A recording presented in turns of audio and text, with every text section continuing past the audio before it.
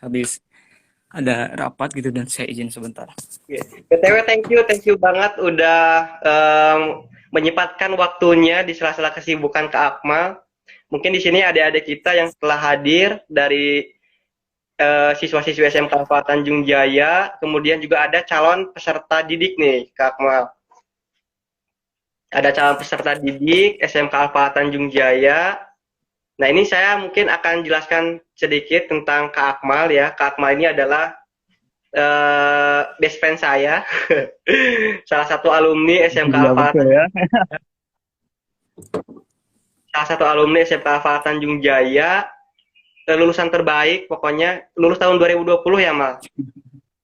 Ya, kita barengan. Ya, tahun 2020 dan kita eh, bareng-bareng terus ya dari dulu juga dan memang alhamdulillah gitu kan sudah lama juga kita nggak jumpa dengan kesibukannya masing-masing. Alhamdulillah di kesempatan kali ini kita bisa ngobrol bareng ya, terutama sama teman-teman dari siswa-siswi SMK Alfa Tanjung Jaya dan terkhususnya mungkin ada calon siswa ya, ada Mm, calon siswa baru. Ini luar luar biasa ini antusiasnya, ini sudah ada beberapa orang dan mudah-mudahan bisa mengikuti obrolan kita gitu ya, apapun yang kita bahas itu mudah-mudahan ada manfaatnya gitu ya. ya, ya, ya, ya. Thank you Kak Akmal sekali lagi saya ucapkan sudah Siap, siap. bergabung. Oke, Kak Akmal ini teman-teman sekarang sedang menempuh pendidikan di salah satu universitas terbaik di Universitas Siliwangi dengan program beasiswa ya. Nah, ini luar biasa banget Ya, nih. ya. Nah, di sini teman-teman kita akan ulik nih. Kita akan kepoin Kak Akmal ini eh, bagaimana sih dia bisa sukses, bisa berhasil mendapatkan beasiswa ya. Tips and triknya itu gimana sih? Nah, kita akan coba langsung tanyakan ke Kak Akmal. Oke, gimana sih Kak Akmal? Ini pengalamannya nih, pengalaman dari mulai lulus sekolah gitu kan, kemudian juga lulus ya, kemudian juga bergabung dengan Universitas Siliwangi. Nah, ini gimana sih ceritanya? Nah, ini saya pengen tahu nih. Oke, sebentar. Oke, ya Pak Rizky mungkinnya saya bilangnya ya Oh, ya, alhamdulillah juga masih muda. beliau ini udah di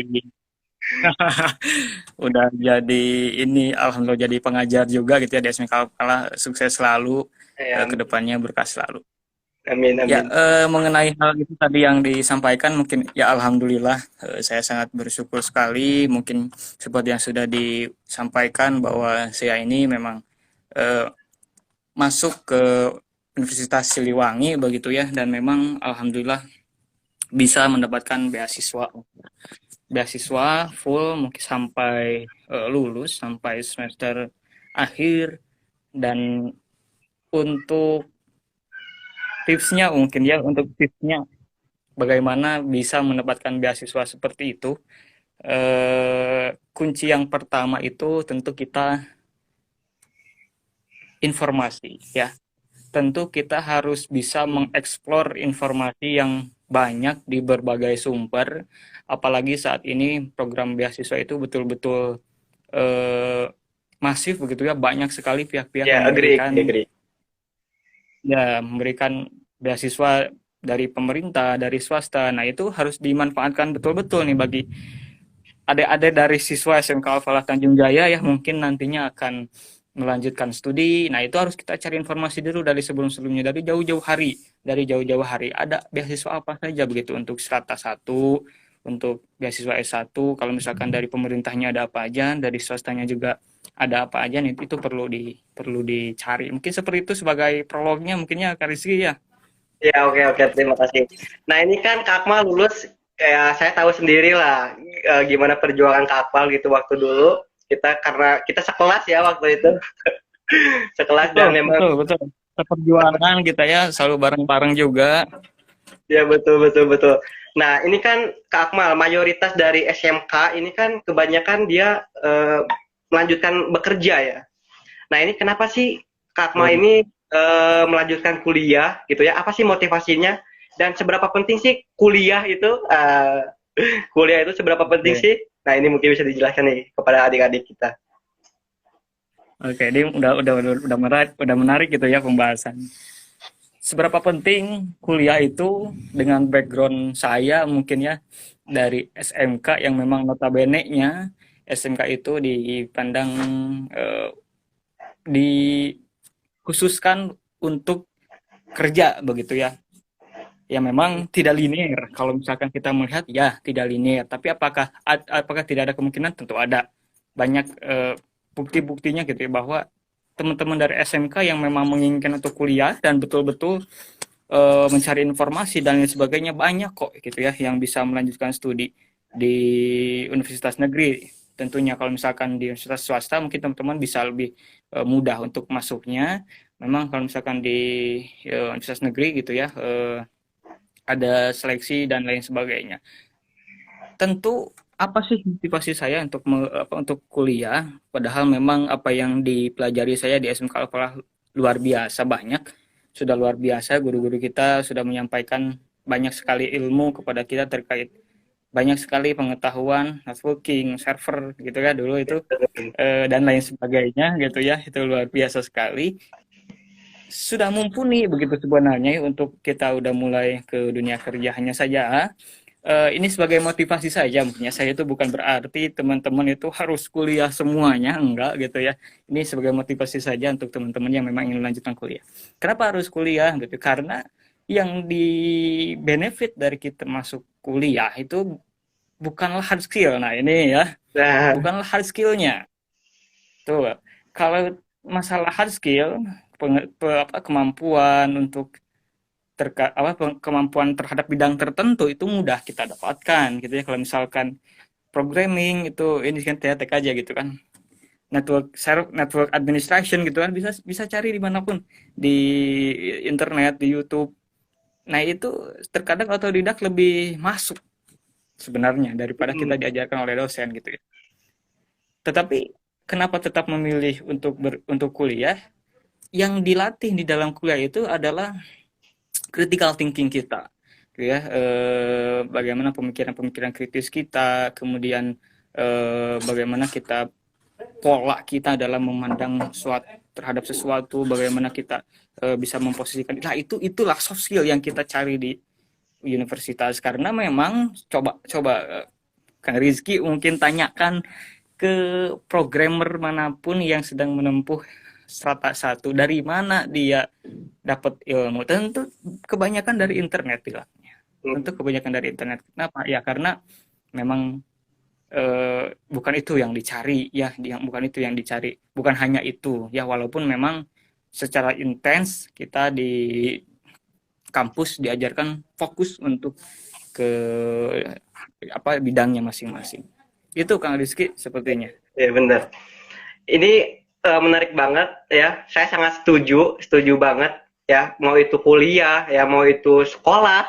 Nah ini penting banget. Nah ini kenapa sih begitu betul penting gitu kan? Nah ini menyambung banget nih dengan tema kita hari ini yaitu tentang pentingnya membangun soft skill gitu kan karena soft skill inilah yang mungkin kita tidak akan dapatkan kalau misalnya kita tidak sekolah kita tidak kuliah gitu kan ya nah sebelum jauh ke sana ya ke sana mungkin kita akan meluruskan dulu nih Kak Akmal sebenarnya apa sih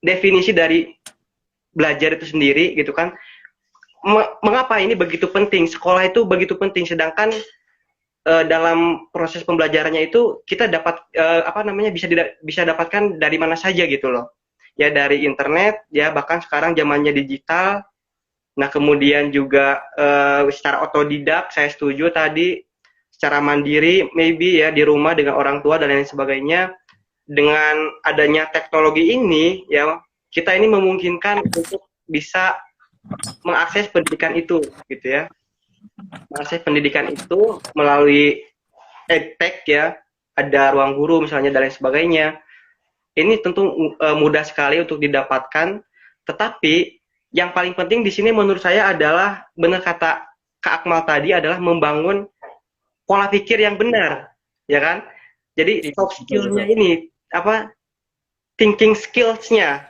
bagaimana kemampuan berpikir, berlogika, kemudian juga mengambil keputusan, mengambil kesimpulan, berpikir kritis dan lain sebagainya. Nah, inilah yang mungkin harus kita prioritaskan gitu kan. Karena kalau hard skill tentu ini kalau misalnya kita lihat ya, dulu Kak Akmal mungkin pernah belajar matematika gitu ya, IPA, IPS. Nah ini mungkin kalau misalnya kita tidak pakai terus-menerus, ini akan lupa gitu loh. Ya kalau misalnya pola pikir itu kita sudah Betul. bangun, ya kalau pola pikir itu sudah kita bangun, maka ini pola pikirnya akan menetap sehingga kalau misalnya otaknya ini sudah bagus gitu ya, maka akan dimasukkan ilmu apapun gitu ya, ini akan baik tentunya. Iya, betul, betul. Ya, betul karena memang sebuah pengetahuan itu mudah saja sebenarnya didapatkan, hanya saja bagaimana dia cara belajarnya, kemudian bagaimana dia konsistensi belajarnya. Nah, itu yang jarang didapatkan oleh setiap orang. Nah, itu kan masuknya soft skill tuh. Kalau misalkan kita tahu Elon Musk lah ya, kita Elon Musk ini role model saya nih ya, role model kita nih orang-orang informatika gitu kan.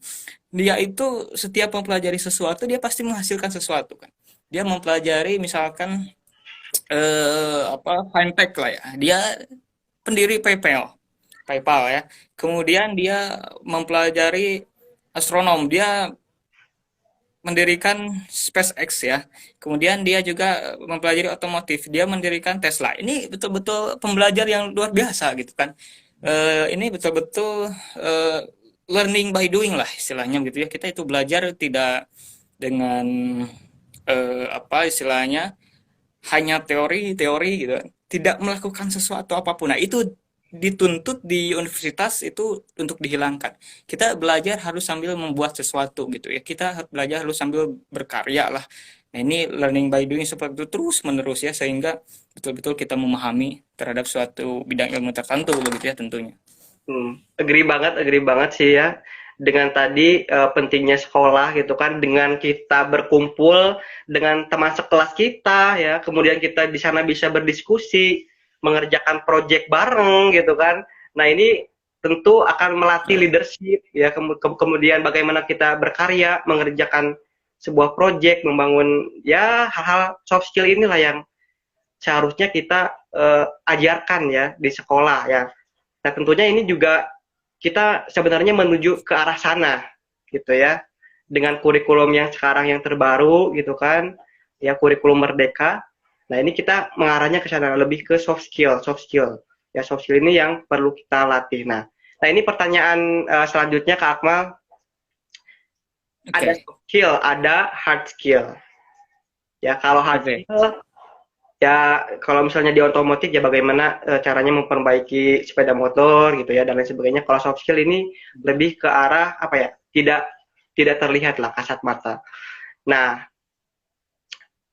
penting mana, sorry, maksudnya harus belajar hard skill Prioritas itu. terlebih dahulu apakah soft skill terlebih dahulu? Nah ini yang saya tanyakan. Oke. Langsung mungkin ya jawab. Ya. Penting mana atau mana yang harus diprioritaskan, apakah soft skill atau hard skill gitu ya. Mana yang harus diprioritaskan? Tentunya ini adalah tergantung kepada capaian kita masing-masing. Kalau kita mempunyai hard skill, kita hanya bisa sampai diakui bahwa kita itu ahli terhadap sesuatu. Tetapi belum tentu itu bisa mendatangkan manfaat untuk kita. Belum tentu kita bisa dipekerjakan oleh orang lain, belum tentu kita bisa diminta oleh orang lain. Kenapa? Karena kita tidak mempunyai soft skill, tidak mempunyai attitude yang baik. Nah, makanya hanya sekedar bisa gitu. Dan itu yang terjadi ketika misalkan kemampuan-kemampuan itu disalahgunakan. Banyak sekali misalkan peretasan, kalau informatika ya, Ya. karena saya dari informatika mungkin ke sana terus membahasnya. Terjadi peretasan, kemudian penipuan, dan lain sebagainya banyak sekali. Dia itu bukan orang bodoh, dia itu orang pintar gitu ya. Dia ahli di dalam bidang tersebut, hanya saja tidak mempunyai soft skill, tidak mempunyai etika yang baik. Nah makanya dikarenakan dia tidak mempunyai soft skill, ilmunya, kemampuannya, pengetahuannya hanya sampai situ. Ya udah, dia tidak dimanfaatkan oleh siapapun, dan dia tidak diminta untuk bermanfaat sama sekali begitu. Sedangkan kalau misalkan kita punya soft skill, walaupun memang keduanya ada korelasinya, ada hubungannya, tidak mungkin kita hanya mengandalkan soft skill saja gitu kan, harus juga kita punya hard skill, punya kemampuan tertentu. Tapi soft skill, kalau misalkan kita tidak punya hard skill apapun, soft skill itu akan tetap terpakai. Ya, soft skill itu bagaimana cara kita berkomunikasi dengan orang lain, bagaimana kita berpikir kritis, kemudian bagaimana kita bisa mengeksplorasi berbagai informasi dari berbagai media. Itu bisa kita manfaatkan di kehidupan kita sehari-hari, walaupun kita belum bekerja, kita belum punya profesi. Nah, itulah keduanya sebenarnya harus ada di setiap individu. Soft skill itu betul-betul soft itu kan, itu betul-betul lembut, tidak terlihat namun bisa dirasakan. Banyak sekali lah soft skill ya, mungkin nanti akan dibahas ya oleh kita bareng-bareng. Nah, itulah terkait prioritas mana yang harus didahulukan. Tentu keduanya harus sama-sama dipelajari, keduanya harus sama-sama dicari, keduanya harus sama-sama mulai kita dapatkan semuanya. Karena apa? Kalau misalkan kita punya goals, punya tujuan hidup, itu saya misalkan pengen pengen punya usaha tetap, pengen punya perusahaan, atau misalkan pengen bekerja di sini sehingga nantinya kita bisa berkeluarga begitu ya, bisa memberikan nafkah dan sebagainya, sehingga ibadah pun tenang dan lain sebagainya. Ya tentu Anda harus punya hard skill, tidak bisa mengandalkan soft skill gitu ya. Adapun ketika misalkan kita diterima di pekerjaan tersebut, itu karena soft skill Anda gitu kan. Hard skill juga sama. Itulah Oke, Kang oke. Rizky. Ya, ya. Menarik, menarik, menarik. Jadi memang soft skill ini penting ya. Dan soft skill ini tidak bisa kita Betul. dapatkan kalau misalnya kita tidak kuliah, tidak sekolah. Gitu ya. Nah, dan ini Kak Akmal ini salah satu lulusan terbaik ya teman-teman dari SMK Alfa Jaya, cerdas, pintar ya. Nah, ini ngomong-ngomong soal pintar, teman-teman, ini harus kita luruskan dulu nih. Orang yang pintar itu sebenarnya bukan yang wawasannya ya luas gitu ya, kemudian juga banyak skill dan lain sebagainya, itu bukan. First thing first, malahan yang orang yang cerdas ya, orang yang pintar, orang yang cerdas itu adalah mereka yang memiliki pola pikir yang benar tadi gitu loh. Jadi Betul, betul, betul. rangka berpikirnya ya, kemudian yang menjadi hardware ya, kemudian hardware kan kita install tuh dengan berbagai macam aplikasi dan Ya, sebagainya dengan ilmu-ilmu itu. Nah, hardware inilah yang mestinya harus kita urusi terlebih dahulu gitu ya. Otaknya ini ya, sebelum kita belajar misalnya ya, sebelum kita belajar tentu otak inilah yang mesti harus kita urusi terlebih dahulu tentang ya yang tadi kita bahas ya, kemampuan berpikir, thinking skills gitu kan. Kemudian juga bagaimana caranya belajar. Nah, ini caranya belajar betul. itu menurut saya skill juga, salah satu soft skill, karena Skill.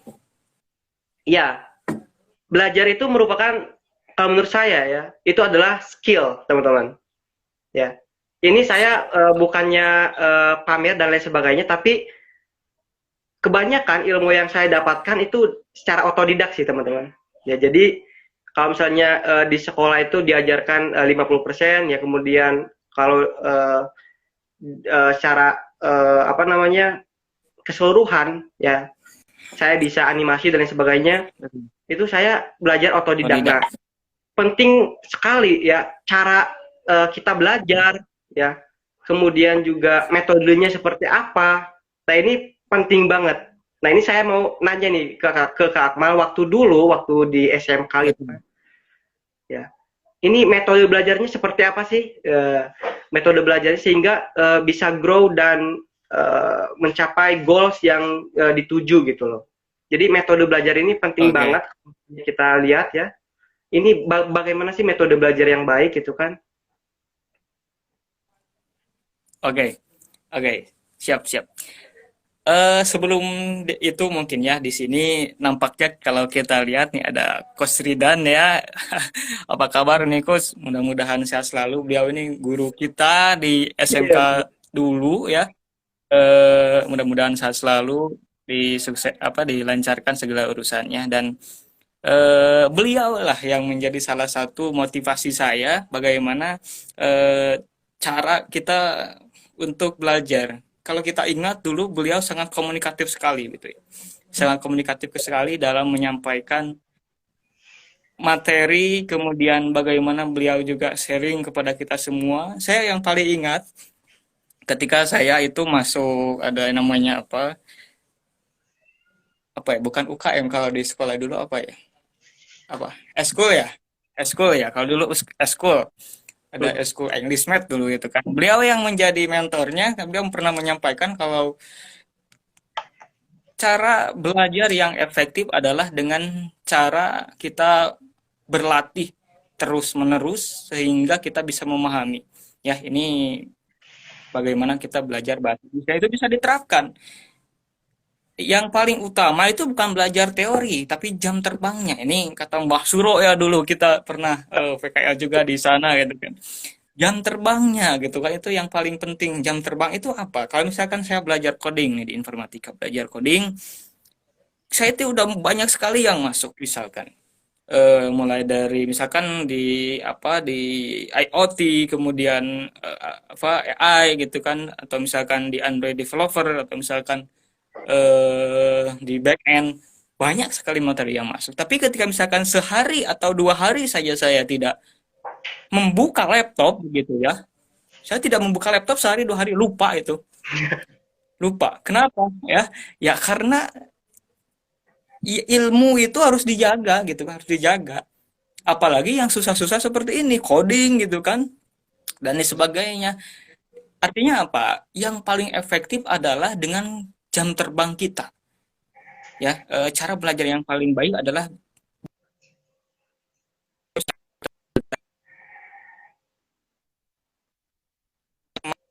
jari gitu ya. Jangan sampai pernah kita ya udah saya fokus ke sini aja.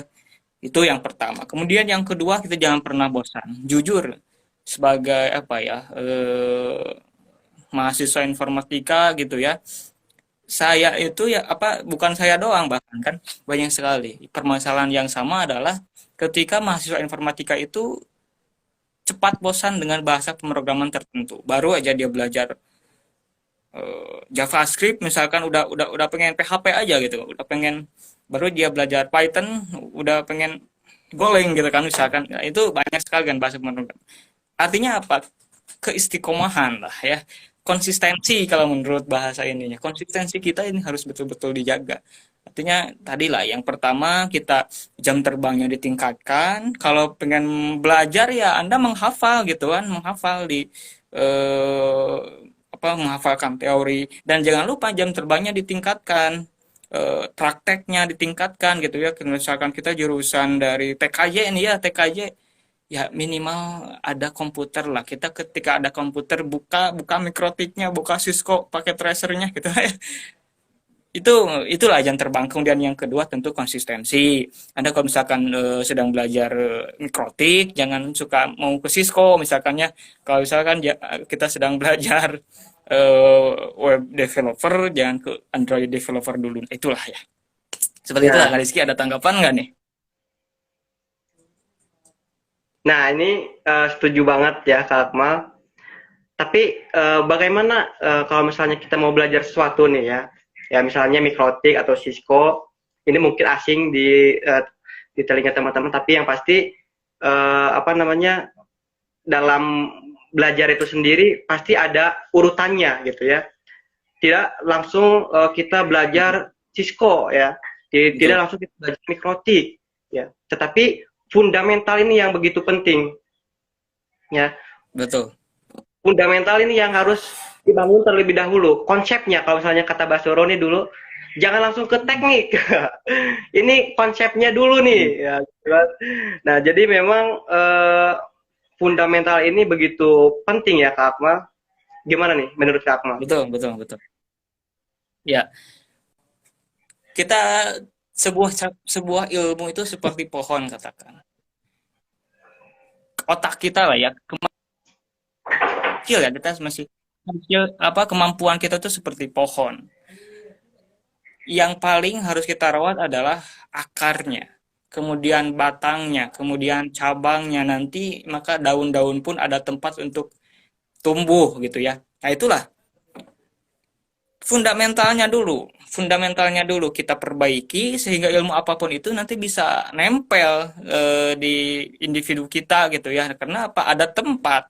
Kalau misalkan dari akarnya sudah nggak kuat, kemudian batangnya juga nggak kuat, kemudian juga cabangnya sedikit, mau di mana ilmu-ilmu itu sampai, mau di mana ilmu-ilmu itu datang dan nempel. Nah, itulah. Jadi artinya apa? Fundamental, betul. Fundamental kalau misalkan kita sedang mempelajari sesuatu, kita runut dulu dari awal. Ini sebenarnya dasarnya dari mana, kemudian yang menjadi harus sesuatu yang harus dipelajari pertama itu yang mana, kemudian setelah kita tahu, barulah kita bertahap menuju expert gitu ya. Karena apa?